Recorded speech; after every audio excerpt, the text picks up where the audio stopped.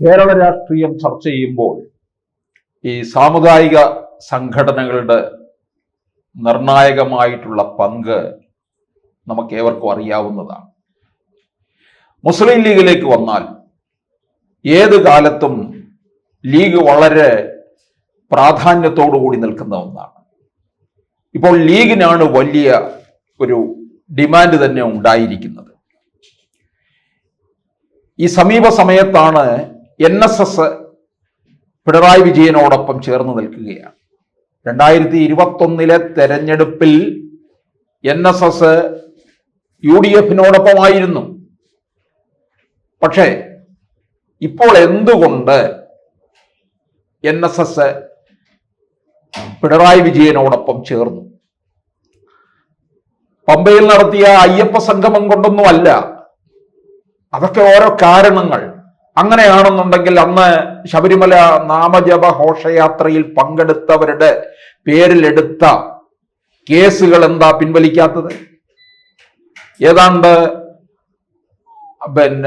6000-ലധികം കേസുകളും 12,000 പ്രതികളുമാണല്ലോ ഉള്ളത്.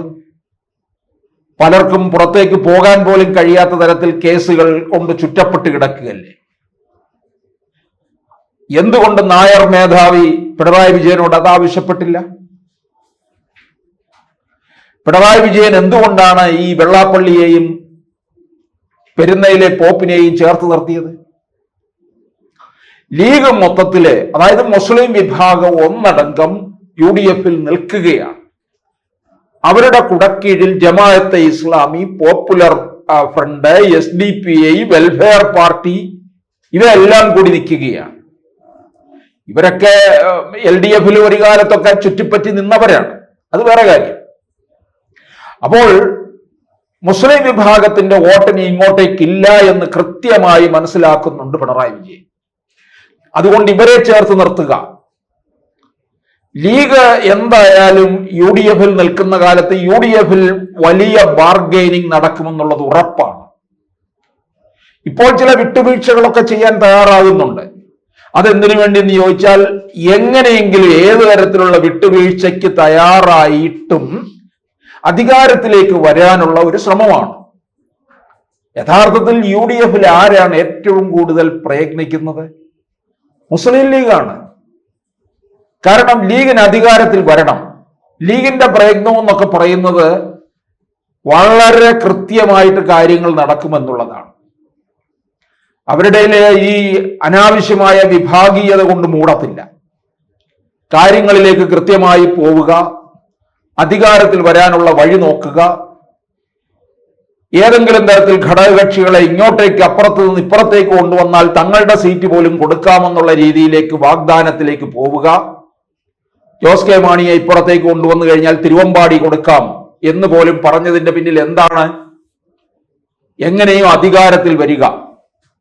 ജോസ് കെ മാണി കൂടി ഇപ്പുറത്തേക്ക് വന്നു കഴിഞ്ഞാൽ ഒന്നുകൂടി വിജയം UDF-ന് ഉറപ്പിക്കാൻ കഴിയുമെന്നുള്ളതാണ്. ആ സാഹചര്യത്തിൽ തീർച്ചയായിട്ടും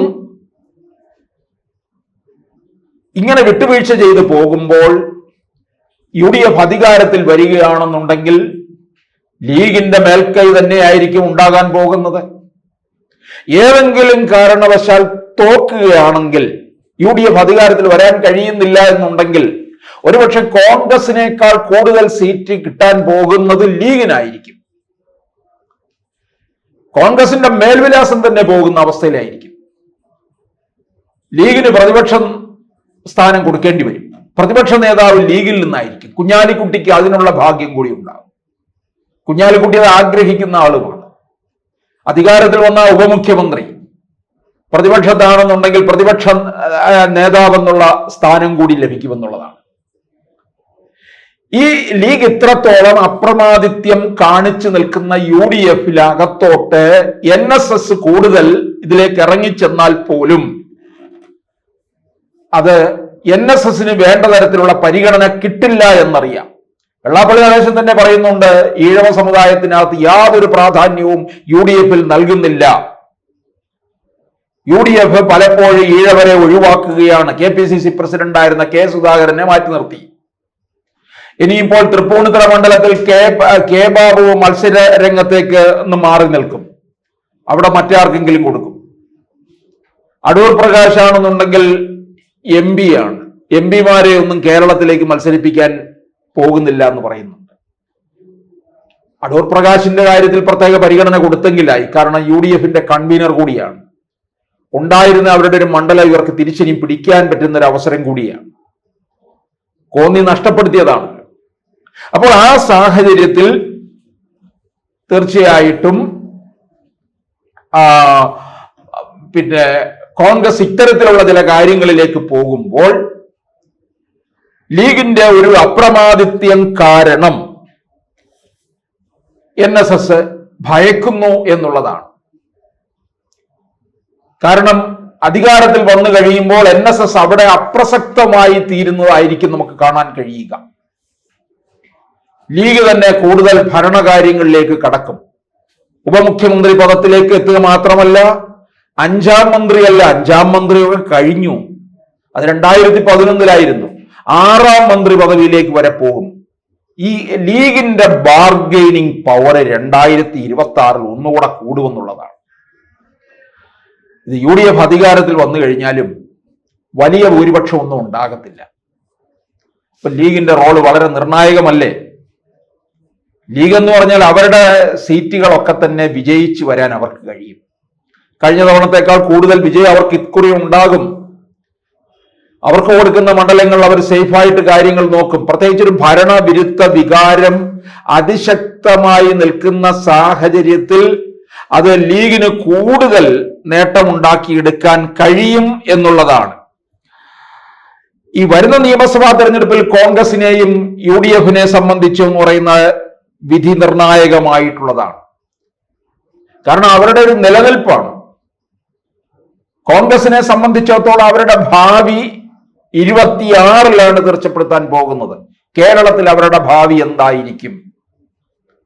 അതുകൊണ്ടാണ് ഇപ്പോൾ ഈ ഹൈക്കമാൻഡ് ഇതൊക്കെ മനസ്സിലാക്കുന്നത് കൊണ്ടാണ് അവിടെ നിന്ന് ഒരു പ്രത്യേക സംഘത്തെ തന്നെ ഇങ്ങോട്ടേക്ക് കാര്യങ്ങൾ നയിക്കാനായിട്ട് മുന്നിൽ നിർത്തുന്നത്.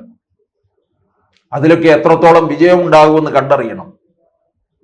BJP ഇവിടെ ഉണ്ടാക്കുന്ന ഇടം ഇവർക്ക് മനസ്സിലാക്കാൻ കഴിയുന്നുണ്ടോ എന്ന് ആർക്കറിയാം. അതിവർക്കുണ്ടാക്കുന്ന നഷ്ടവുമാണ്. അതുകൊണ്ട് തന്നെയാണ് ഈ UDF-നോടൊപ്പം നിന്ന് കഴിഞ്ഞാൽ വീണ്ടും ഒരു നേട്ടവും ഉണ്ടാക്കാൻ കഴിയില്ല എന്നുകൂടി NSS മനസ്സിലാക്കുന്നത്. പിണറായി വിജയൻ തന്നെ ഘടകകക്ഷികളോട് പറഞ്ഞു കഴിഞ്ഞിരിക്കുകയാണ്, LDF വീണ്ടും അധികാരത്തിൽ വരും എന്ന് ഉറപ്പ് കൊടുത്തിരിക്കുകയാണ്. കാരണം ഘടകകക്ഷികൾ ഇങ്ങനെ അങ്ങോട്ടും ഇങ്ങോട്ടും ഒക്കെ ചാടിപ്പോകാൻ നിൽക്കുന്നുണ്ട്. പ്രത്യേകിച്ച് ജോസ് കെ മാണി വിഭാഗത്തെ പോലുള്ളവർ. അതിനൊക്കെ ഒരു തടയിടാൻ തന്നെയാണ് ഇത്തരത്തിലുള്ള ശ്രമം നടത്തുന്നത്. കാരണം NSS-നെ സംബന്ധിച്ചിടത്തോളം അത് UDF-ലേക്ക് പോയി കഴിഞ്ഞാൽ ഇനി അവരുടെ നില പരിങ്ങലിലാകുമെന്നുള്ളതാണ്. NSS-നെ ഒക്കെ തന്നെ UDF കോൺഗ്രസ്സുകാർ ശരിക്കും ഈ മുസ്ലിം ലീഗിന് കൊടുത്ത അപ്രമാദിത്വം കാരണം തന്നെ അകറ്റി നിർത്തിയതാണ്. അത് കോൺഗ്രസ് ഉണ്ടാകുന്ന ഏറ്റവും വലിയ നഷ്ടമായിരിക്കും. പിന്നെ സുകുമാരൻ നായർ പറഞ്ഞതുകൊണ്ട് മുഴുവൻ NSS-കാരും നായന്മാരും LDF വോട്ട് ചെയ്യണം അല്ലെങ്കിൽ UDF വോട്ട് ചെയ്യണം എന്നൊന്നുമില്ല. ആ കാലമൊക്കെ പോയി. ഇവർക്കൊക്കെ ഇപ്പോഴും ഈ ഹുങ്കോടുകൂടി ഒരുതരം മാടമ്പി സ്വഭാവത്തോടുകൂടി ഇരിക്കണം. പെരുന്നേരെ പോപ്പായാലും നമ്മുടെ വെള്ളാപ്പള്ളി ആയാലും ഇവർക്കൊക്കെ ഒരുതരം മാടമ്പി സ്വഭാവം നിലനിൽക്കുന്നുള്ളതാണ്. കാരണം തങ്ങൾ പറയുന്നത് പോലെ എല്ലാവരും പോയി വോട്ട് ചെയ്യും എന്നാണ് കരുതുന്നത്. പള്ളിയിൽ ഇടയലേഖനം വായിക്കുന്ന രീതി ഉണ്ടായിരുന്നല്ലോ, അതൊക്കെ വായനയൊക്കെ നടക്കും. പക്ഷെ പുതിയ കാലഘട്ടത്തിലെ കുട്ടികൾ ഇവരുടെ വരുതിക്ക് നിൽക്കില്ല എന്നുള്ള കാര്യം ഓർക്കണം. അവരെ രാഷ്ട്രീയത്തിനപ്പുറം ചില മാനദണ്ഡങ്ങൾ ഉണ്ടാക്കുമെന്നുള്ളതാണ് വോട്ട് ചെയ്യുന്ന കാര്യത്തിൽ. അതായിരിക്കും അവരുടെ വിജയം ഏതു തരത്തിൽ ഉണ്ടാകണമെന്ന് ആഗ്രഹിക്കുന്നു അത്തരത്തിലാണ്. NSS ഇത്തരത്തിലുള്ള നിലപാട് എടുക്കുന്നത് ആ പഴഞ്ചൻ ഒരു രീതി തന്നെയാണ്. പിണറായി വിജയനോടൊപ്പം തന്നെ ചേർന്ന് പോയതിൽ എന്തുകൊണ്ട് പോയെന്ന് ചോദിച്ചാൽ അത് വളരെ ലീഗിന്റെ തന്നെ ഇടപെടൽ കാരണമാണ്. ഇപ്പൊ വരാൻ പോകുന്ന നിയമസഭാ തെരഞ്ഞെടുപ്പിൽ 50-ലധികം മണ്ഡലങ്ങളില് ഒരു ത്രികോണ മത്സരം ഉറപ്പാക്കുക എന്ന തന്ത്രമാണ് പിണറായി വിജയന്റേത്. കാരണം അത്തരത്തിലുള്ള ത്രികോണ മത്സരത്തിലേക്ക് പോകുമ്പോഴായിരിക്കും ഇവർക്ക് ഇതിനകത്തോടൊരു വിജയമുണ്ടാക്കി പോകാൻ കഴിയുന്നത്. ഈ മണ്ഡലങ്ങളൊക്കെ തന്നെ അതിന്റെ കൂടുതൽ ഭാഗവും മധ്യ തെക്കൻ കേരളത്തിലുമാണ്.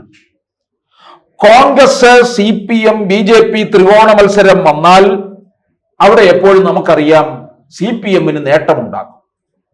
അപ്പൊ 50 ഇടങ്ങളിൽ പിണറായി വിജയൻ ത്രികോണ മത്സരം ഉണ്ടാക്കാൻ ശ്രമിക്കും.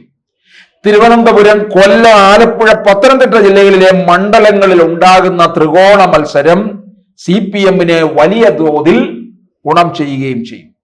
BJP-യിലേക്കും കോൺഗ്രസിലേക്കും വഴിമാറുന്ന ഹൈന്ദവ വോട്ടുകളിൽ ഒരു വിഭാഗത്തെ CPM-ലേക്ക് തിരിച്ചാൽ വലിയ തെരഞ്ഞെടുപ്പ് നേട്ടം പാർട്ടിക്കുണ്ടാക്കാൻ കഴിയും.